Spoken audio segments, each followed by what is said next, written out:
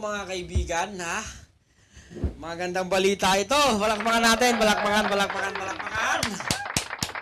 Nagsalita na po ang hepe ho, ang paparating na hepe ng pambansang pulisya. Sa katauhan po ni Police Major General Nicolas Torre III na ginapahanda na po sa Interpol ang red notice. Ang request po, ng red notice. Sa araw na to, wala ho tayong nabalitaan o napanood na live or video recorded ni Attorney Harry Roque po mula sa The Hague. Pansin niyo po ba? Nung na-announce, nahuli, itong si Tebes, may nakita po ba kayong video ni Harry Roque na lumabas? In fairness to him, nakapalo ako sa kanya. So, nagno-notify po, mga kaibigan, sa aking account kung mayroong upload ngayon si Harry Roque. Kanina ko pa pong hinahanap, wala akong bagong upload. Bagkus yung mga ini-edit na lang po nila, yung mga nire-re-upload. Wala po siyang bagong upload or bagong live ngayong araw na to. At eto pa, nagsalita na. New PNP chief.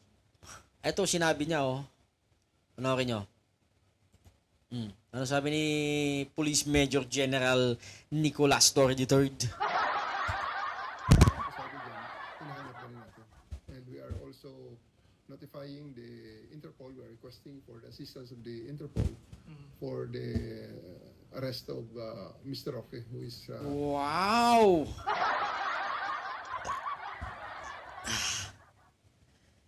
Shoota ka, bes!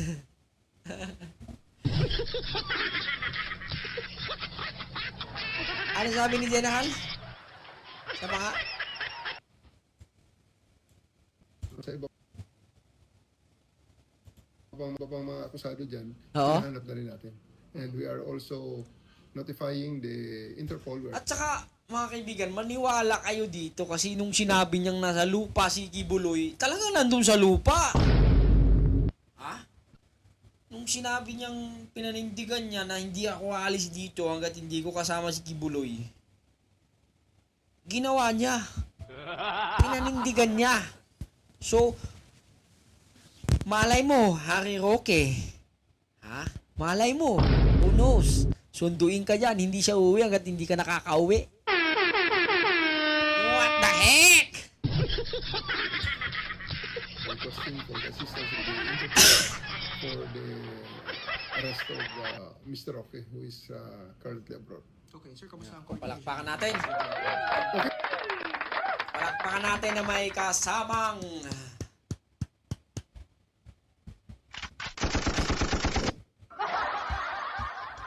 so mga kaibigan, nagsalita na po.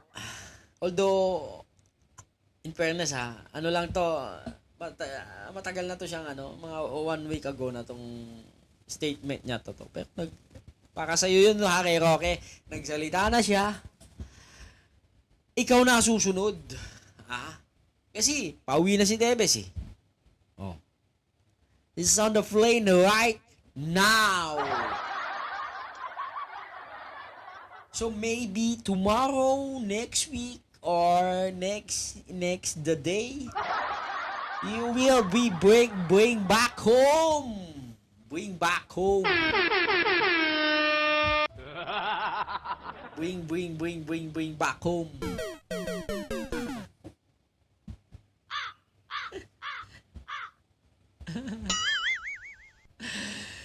Yan lang Magandang araw po sa atin lahat. Unti-unti na pong nasisilo. Tapos may impeach pa si Sarah. Ay, naku. Yan.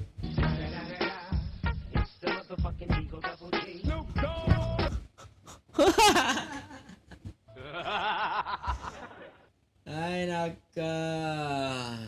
Palakpakan ulit natin. Police Major General Nicolas Torre III. Yes, sir.